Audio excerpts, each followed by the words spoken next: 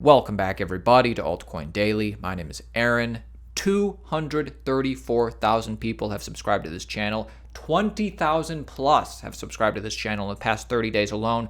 This is a fast-moving train. I encourage everybody who hasn't already to subscribe. Come at you every single day, keeping you informed, everything that's going on in the cryptocurrency space. Now, my personal goal is to invest in cryptocurrencies that I think will provide a good ROI. I want to invest in projects and I want to, this is the wild, wild west. There is money to be made in cryptocurrency. And that's my goal, trying to figure out which cryptocurrencies have value. So in today's video, I want to talk about recent Bitcoin news, recent Ethereum news, kind of try and answer the question, should I invest in Ethereum? And of course, this is an ongoing question. We talk about this stuff all the time on this channel. We're just going to go a little bit further today. And I want to start off with this. The Winklevoss brothers just released a report saying that Bitcoin could reach $500,000 in the future. So by all accounts, and we see a lot of smart people saying that, or saying this, that Bitcoin is a good investment. And just like Pomp echoed, great breakdown of Bitcoin in the macro environment from the Winklevoss twins. I continue to say that both of these men will go down in history as the best investors in history. And this is that report, by the way. Seek this out. This is a good thing to send to a friend if they're a little bit more financially inclined and want that perspective from great investors. I would send them this. So we're seeing all these smart people coming together saying the same thing, that Bitcoin is the safest investment for the most gains with the least risk. As Pomp likes to say, it's this asymmetrical upside opportunity. So we're seeing Pomp, talk about how Bitcoin's a great investment. The Winklevi twins talking about how Bitcoin's a great investment.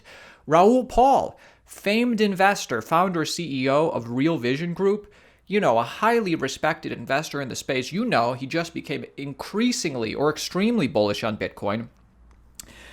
But this leads me to the question of the day, and I want you to answer this in the comments. Should I buy Ethereum? And the reason I want to talk about that today is because Raoul Pal is getting more and more vocal about how he thinks that Ethereum is a good investment. So I want to read you what he has to say. He went in a little tweet storm. I'm going to play you a clip of him on Stephen Livera's podcast. I like Stephen Livera's podcast. It's an all Bitcoin podcast. Everybody knows that. And Raoul Pal, brings up Ethereum. It's going to be interesting to watch out how Stephen reacts. And then we're going to get into some recent news, guys. So guys, everybody like the video, support the channel, and let's find out what Raoul Pal says about Bitcoin and Ethereum. He goes, this is part of a tweet storm, but he goes, overall, I think Bitcoin outperforms gold. Gold can go up by 2x, 3x, maybe even 5x, while Bitcoin can go up 50x or even 100x. I like that. He goes, I own both Bitcoin and gold, but a lot more Bitcoin and ETH. Over time, all will rise. I'm buying more Bitcoin and ETH as the price falls. So why is Raoul Pal, famed investor, buying Ethereum? Well, let's find out what he has to say. He brings up Ethereum on the Bitcoin-only Stephen Livera podcast. It's not something that Stephen wants to talk about, but when you have a respected investor sitting across from you, you're going to humor the conversation. But anyway, this is what Raoul Pal says about Ethereum. Yep. And so as the yield curve for Bitcoin develops, well, I guess, how long do you think it would be before we start to realistically see that? Are we talking 5 years, 10 years, or even less? Well, that's what DeFi is, right? So if you think about Ethereum, the proof of work is doing similar things, because you're basically you're being forced to hold the Ethereum for a certain period of time, of which you get rewarded for it. So that's the step of starting a money market. The next part is DeFi. So people are saying, okay, on a monthly rate, you can earn X. So that's the next part of the money market, which is the private lending markets. Once you get enough people doing that, you can form a benchmark, which would be like LIBOR. Which would be like LIBOR. So LIBOR is essentially a basket of lending, cost of lending from various banks.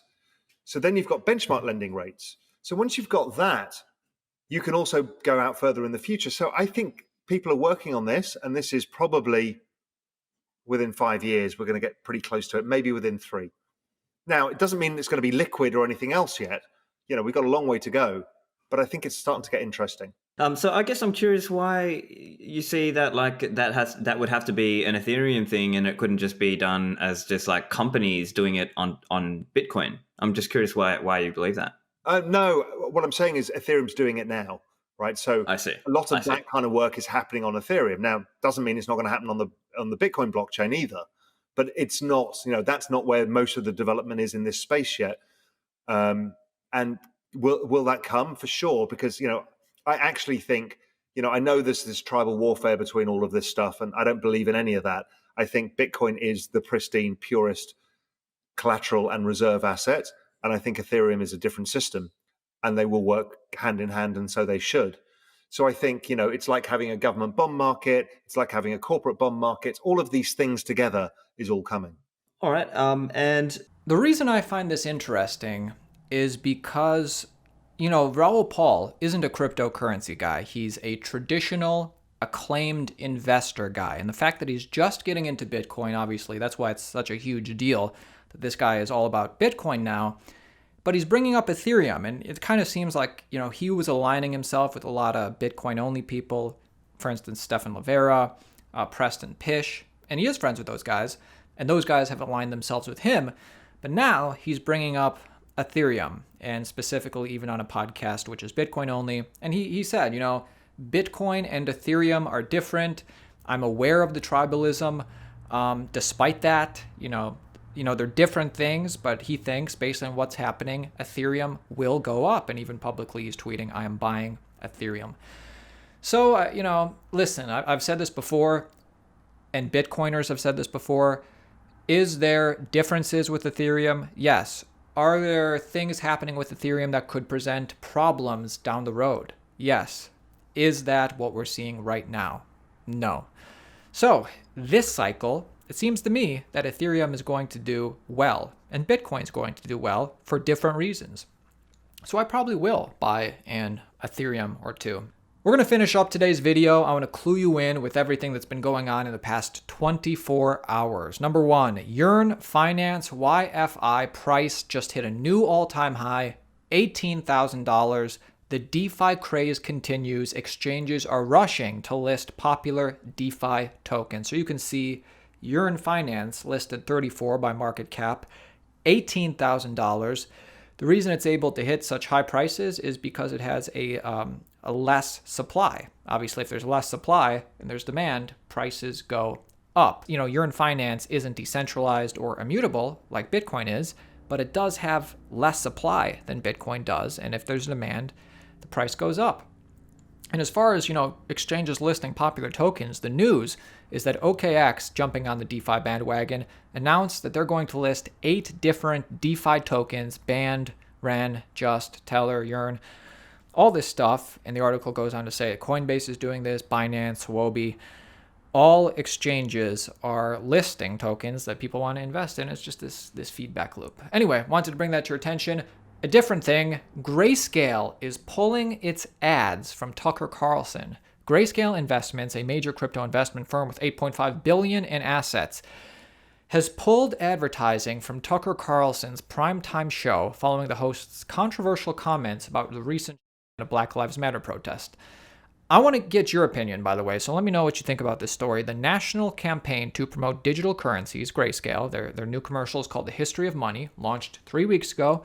Airing nationally, on the 27th, Fox host Tucker Carlson appeared to justify, something that happened with a 17-year-old with, I don't want to say these words because I don't want to get demonetized. You know the story. And following the backlash, Grayscale put out a statement that shows that, they say this is not aligned with our values. We're taking it off the air for Fox and Tucker.